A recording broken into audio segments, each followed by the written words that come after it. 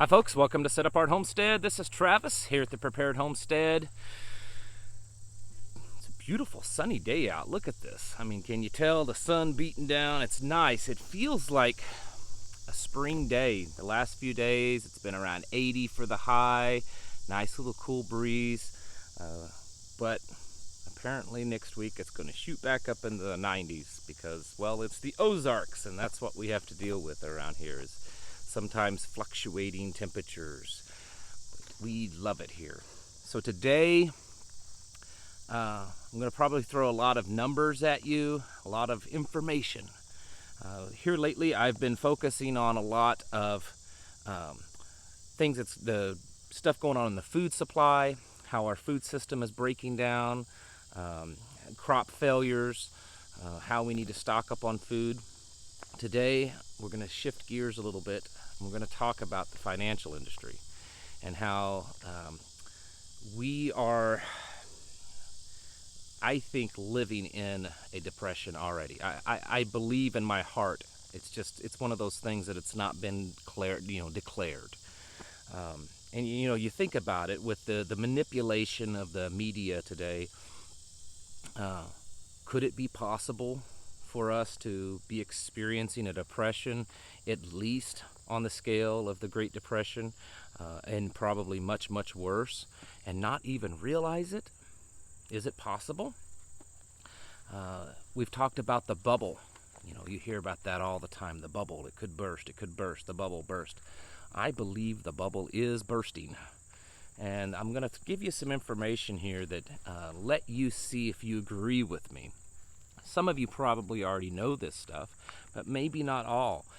When you put it together with all the things that's happening that we've talked about, the civil unrest, of course, this pandemic, the food systems that's crumbling and failing around us, and then you add with some of the stuff that I'm going to talk today, I don't see how anyone could look at it and say everything's good.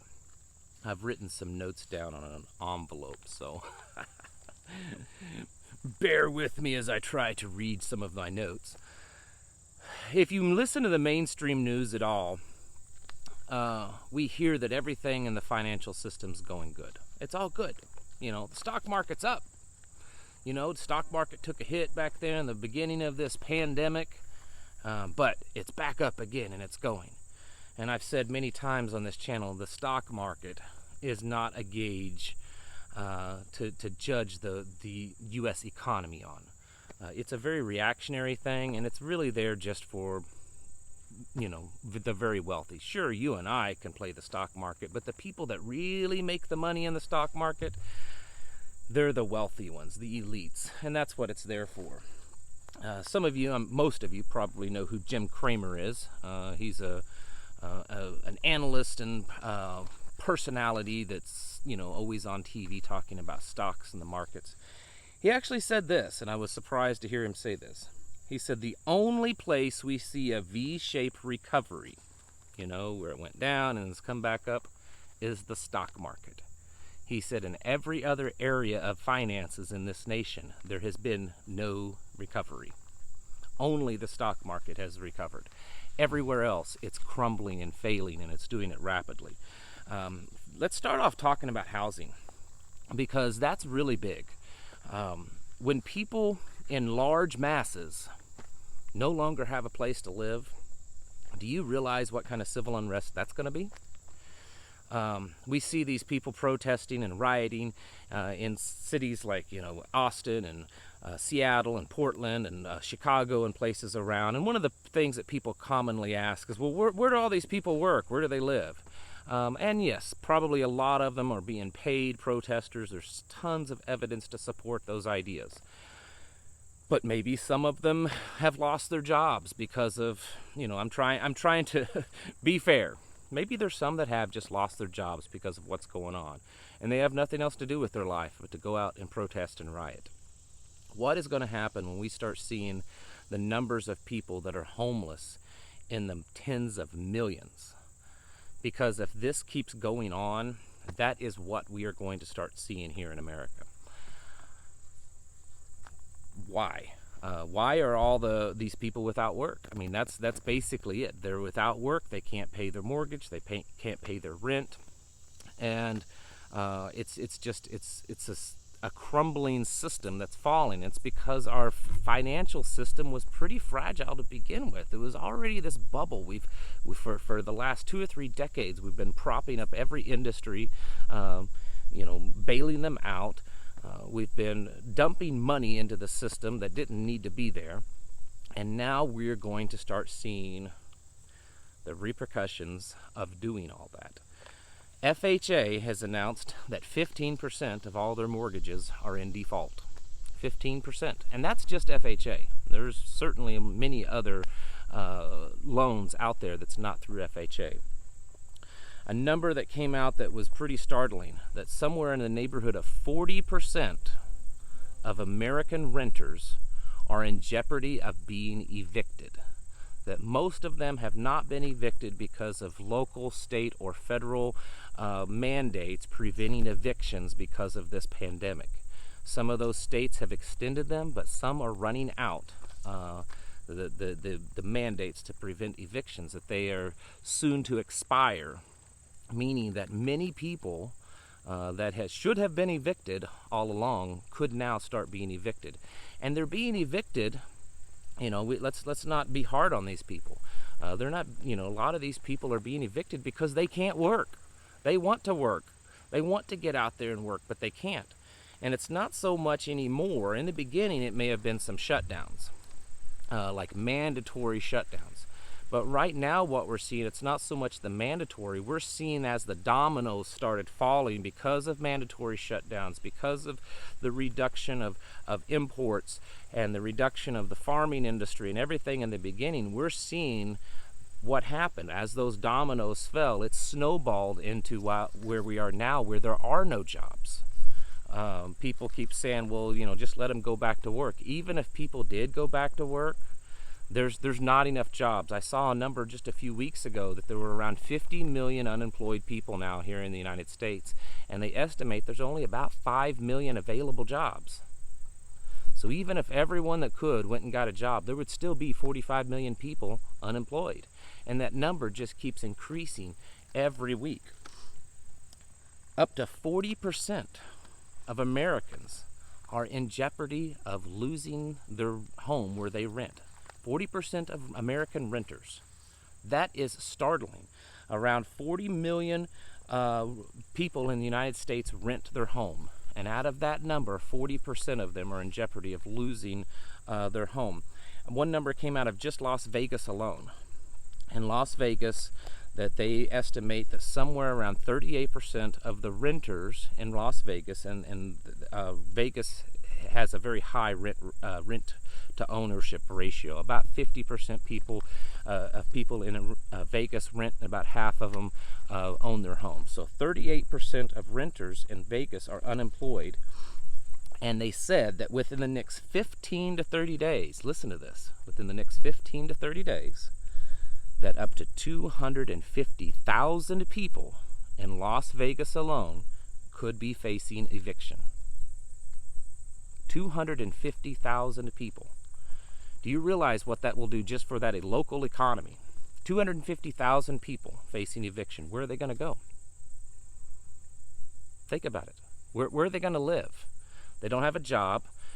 It's not like they're probably going to be able to rent somewhere else because no one's renting anything, because no one has a job to pay for it.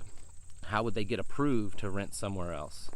250,000 people in the next 15 to 30 days could be facing eviction in one city, major American city alone. That's just one place, and that's mind-blowing. The amount of damage that this has done, that we are seeing snowball in the last few months here in America, and that the news media, for the most part, has been pretty silent. Even the president doesn't want to talk about it. No one wants to talk about the big elephant in the room, and that's the entire economy of the United States is crumbling right before our eyes. look at the derivative markets and the mortgage bond markets. The only one that's pretty much buying those right now is the Federal Reserve. They've pledged to buy a lot of that kind of stuff. Why are they buying it? Well, because they know it's all going to fall, and eventually they're going to own everyone's homes, all these apartment buildings that people are being evicted from. What we have to realize, and what most of you do, is that it's not just that the people can't pay their rent. If they can't pay their rent, the person that owns that home or owns that apartment building that's paying a mortgage on that building, they can't pay it now. And so it's just a chain of events that's happening right now in the United States, and most people are completely oblivious to it. They're so fixated on coronavirus pandemic. They're so fixated on Black Lives Matter and the election of November election and who's going to win and all this kind of stuff, that they're completely oblivious to the fact that the economy here in America is crashing, and it's crashing and burning hard. And I really don't know if there's anything right now that can save this. The Federal Reserve has dumped an amazing amount of money into the market, and they have pledged to just continue doing so. They said that there's no limit to the amount of money that they will dump into the market. If you look at home mortgage rates are so low, and if you're buying, that's great, but how can they make any money off of this? They know they're trying to do everything they can to prop up this system, because they get it. They see the handwriting on the wall that it is failing. Fortune magazine a few days ago ran an article where they said in it that we will see more bankruptcies of businesses than in any businessman's history. More bankruptcies than ever in history. Since March, about 182 major corporations here in the United States have filed for bankruptcy. These are like Fortune 500 corporations, 182 of them. The amount of small businesses that have filed for bankruptcy or just completely closed down is astronomical, and I can't really find a definite number of that. They just don't exist. There are hundreds of thousands of them, and what people need to realize is that 80% of the American economy is made up of small businesses. That small town America, Main Street businesses. That's 80%. We talk about companies like Walmart and Apple and Amazon, billion, trillion-dollar companies. But 80% of the American economy is small business owners. And they're done. All over America, they're being shut down. They can't make any money. And when they get shut down, when they close their doors, it's not just their money that they're losing, it's all the employees that's lost their jobs. It's the loans from the bank, from the business loans, the personal loans of the owner, maybe the loans of the employees. They have mortgages on their house they can't pay. See this trickle down? It's not trickling anymore. It's a snowball effect that we're seeing. Major companies, Boeing has announced a beginning of layoffs of 16,000 people, and they said that there will be more to come. They are asking employees that are able to buy out and take their buyout for retire early. They're asking employees to do that, and they said that they will be laying off 16,000, but that they said that there would be more. Companies like Disney, and trust me, I'm no fan of Disney, they're laying off. Companies all over the United States, major companies, are shutting down. Walmart has announced, that they're cutting back and shutting down stores. McDonald's, these companies that Americans have seen their whole life as this strong, profitable company that's constantly growing, that surely would never shut down. These companies would never cut back because, they're just such a profitable, strong company. We're seeing these companies shutting down, closing doors, laying off employees in massive numbers. The days of unemployment numbers being in the low hundreds of thousands are probably no more. I think we finally got below 1 million now when they're announcing the new unemployment figures. But I would say that for the next years, we could be seeing 500,000 to 1 million people each time they release the new numbers. These are startling numbers.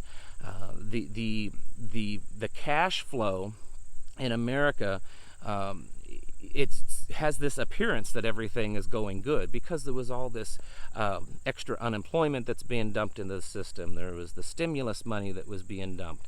But if you start looking at the actual numbers, even Walmart, I believe, posted their second quarter numbers recently, and they looked good, but they also said that the amount of purchasing has gone down drastically in Walmart.